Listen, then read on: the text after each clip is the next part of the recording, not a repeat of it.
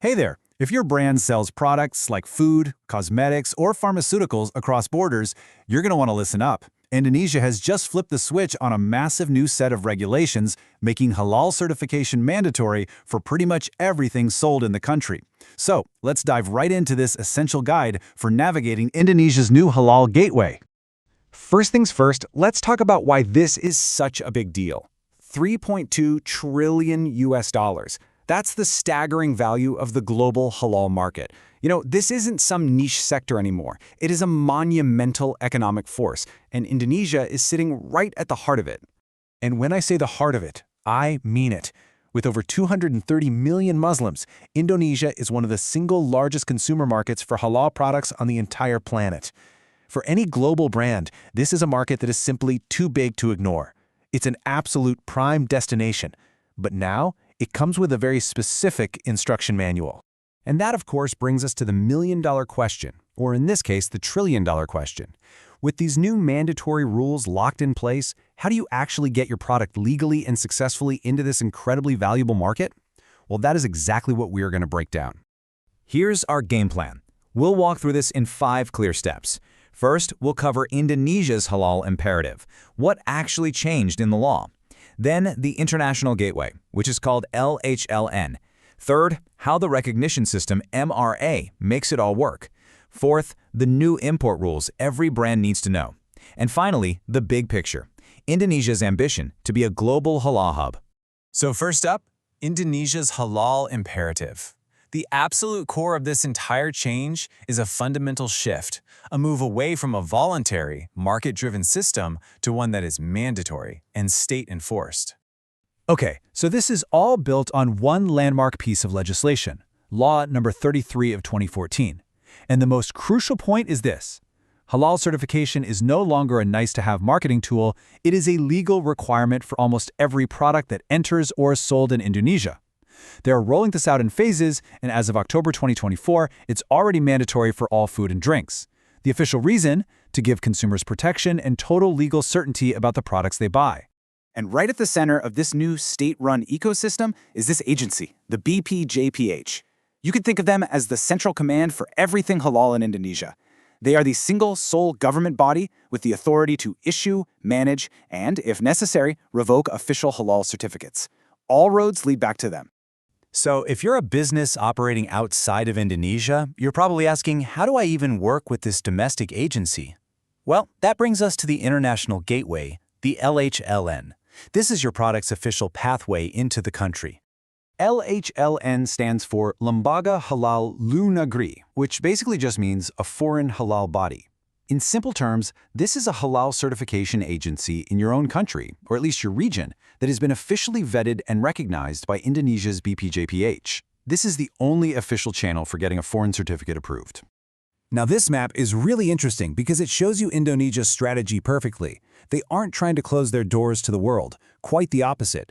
They're building a global network of trusted partners. You can see they've established connections on almost every continent to standardize and streamline this whole import process.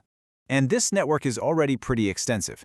As of 2024, Indonesia has officially recognized 91 of these foreign halal bodies, and they're spread across 33 different countries.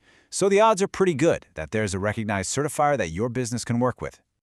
Okay, but how does a foreign certifier actually get recognized by Indonesia? Well, it happens through a formal agreement, and this agreement is the foundation for this entire global network. That agreement is called an MRA, or a Mutual Recognition Agreement. You can think of it as the official diplomatic handshake between Indonesia's BPJPH and a foreign certification body.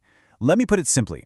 The LHLN is the agency that issues your certificate, but the MRA is the agreement that gives that certificate actual legal power in Indonesia.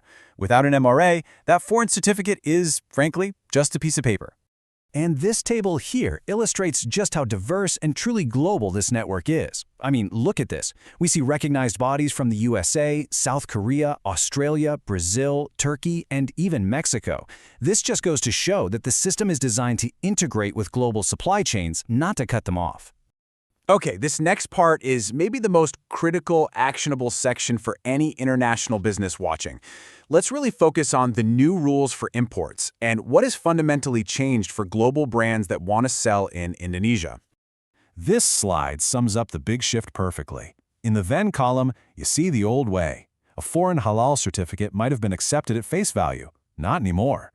Now, in the now column, two things are completely non-negotiable. First, your certificate must come from a recognized LHLN that has an MRA.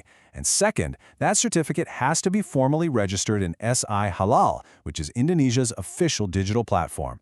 It's all about traceability. And I really want to hammer this point home. This registration step is an absolute must. Every single imported ingredient, every material, every finished product that has a foreign halal certificate, it has to be logged in the SI Halal system. This whole digital backbone is designed to create complete transparency and traceability all the way down the supply chain. It's how they ensure every part of a product meets their standards. So you might be thinking, wow, this is a lot of work. Why go through all this trouble to create such a detailed system? And that brings us to the bigger picture. Indonesia's ambition to position itself as the undisputed center of the global halal industry. This quote really captures the strategy behind all of this. This isn't just about domestic consumer protection. By making certification mandatory for all imported products, Indonesia is using its massive market power to position itself as a major standard setter for the entire global Islamic economy. So why does this matter? Well, for Indonesia, it establishes them as the global benchmark for halal standards.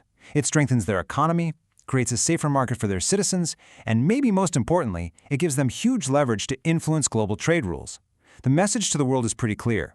If you want to sell to our 230 million people, you have to play by our rules. And that leaves us with this one final, really provocative thought.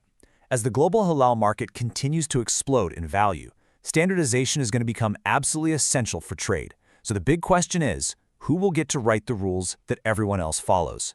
With this new system, Indonesia has made it very, very clear that it intends to be the one holding the pen.